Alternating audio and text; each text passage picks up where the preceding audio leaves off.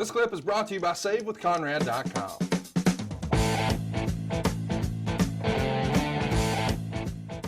He comes up with something in Mid-South I want to talk about. When he gets to Mid-South, he's using a gimmick that where he would call for not a 3 count, but a 5 count. So instead of the referee counting 1, 2, 3, he wanted the ref to count all the way to 5, showing that's how much he dominated his opponent. He attributed the idea to Bill Watts, although I believe it was actually Jim Ross while working for Watts who came up with the idea. And he would even cut promos explaining this, saying basically, when Bundy beats you, you know you're defeated. And the 5 count, I think, is something that Big E even did down in NXT before he came to the main roster. This is a little thing, but a really cool innovation. What'd you think of it? I loved it because it made him different. And Bundy was able to get over on that. It was the asshole heel that, okay, it wasn't enough for him to beat you for 3 count. He had to count to 5. And it was bragging rights. It was unique and it was different. So it helped definitely attribute to Bundy getting over in Mid-South. Let's keep it moving here and talk about early 85. Bundy makes some appearances with New Japan Pro Wrestling and the World Wrestling Federation, their co-promoted shows. He makes his official debut on March 16th, 1985 on Championship Wrestling, defeating Mario Mancini. Bundy was managed here by the Mouth of the South, Jimmy Hart, at least at first. Bundy had spent a little time in Memphis and the two knew each other from there. And he brings the 5 count gimmick with him and is mainly wrestling squash matches where he dominates his opponents. And, once upon a time he's on TNT and Vince McMahon describes him as one of the most impressive athletes I've seen in my life. What a glowing endorsement. What do you think enamored, Vince with Bundy? Was it just the size? Was it the 5 count, the name? What was it about his presentation that really got Vince's eye, if you had to guess? Because Bundy was fucking huge. Bundy was huge, and Bundy could move for a big man of that time. He was able to get up, and he was able to get off his ass and move. Unless you ask Ernie Ladd, Bundy, you're stealing money every time you go to the bank. You're stealing money, Bundy. And you big, fat, lazy son of a bitch. But Bundy, for a big man, could actually move and could get off of his ass and really do some incredible things as a big man. So that's definitely what Vince saw in him, that all of a sudden, here's this guy. I don't know how tall Chris was. Chris was probably 6'6", 6'7" at least. He was a tall guy, and he was a big, wide, like he couldn't just walk into a regular door frame. He had to turn sideways, and even that was challenging at times because Chris was a big bastard. And Vince looked at this and saw that dome. But still he looked at him and just thought, man, there's something missing. And he had Bundy shave his eyebrows, which if you go back and you look, you'll see like a more menacing Bundy. And I think that it is something to be said when you shave the eyebrows of a bald-headed man like that it added a little bit of intimidation. It just made him look scarier. You had to look at him twice.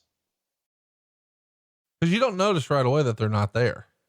No, you don't. Something looks different. Something's not right. Yes. And of course he would have runs with eyebrows. So save your tweets. Just keep looking. You'll see the old stuff without it. And, boy, it stands out.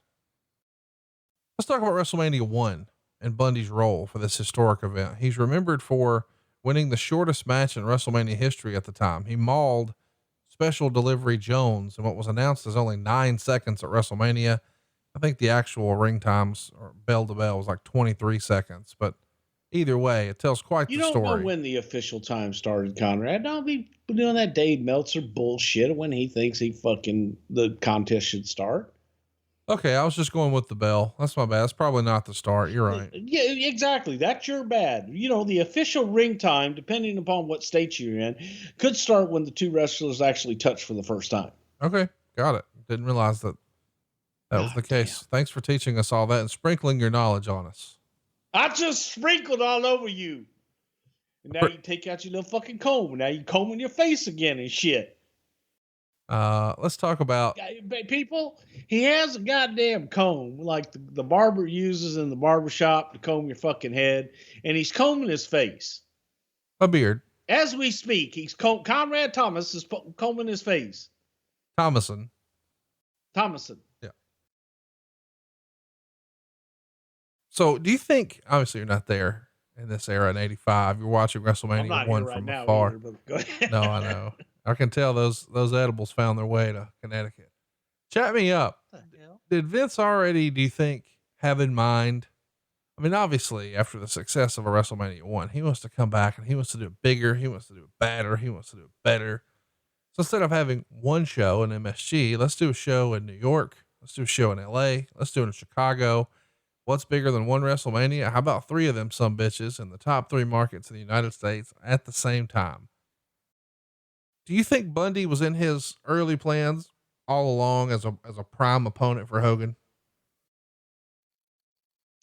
I don't really know. I think that probably got, as they got closer to it, looking for a big nasty heel for Hogan to slaughter, that they got there with it. And at the time, even in wrestling circles, WrestleMania by number 2, that was a big deal. Yeah. And it was even the thought that he was going to do 3 locations. People thought, this is ingenious. Oh my God, this is great. 3 times the houses.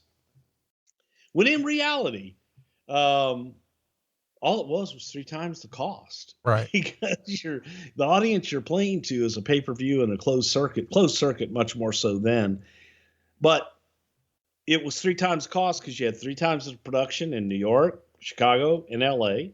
And yes, you got those 3 live event gates, but that doesn't compare to the cost and everyone, back and forth, and as many people that you had to spread out amongst 3 different locations when you could have had it in one and been just as profitable, if not more, because you wouldn't have the additional 2 production costs. But I think, looking at Bundy, I think you would look at him and go, that son of a bitch is a big nasty heel. I'd want my champion to conquer.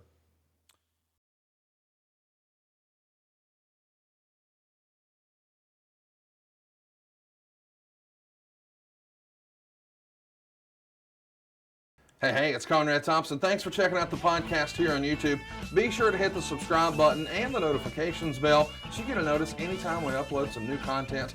And go save yourself some money right now. If you're in a 30-year loan or you have credit card debt, it's not a matter of if I can save you money. It's a matter of how much. Find out right now for free at SaveWithConrad.com.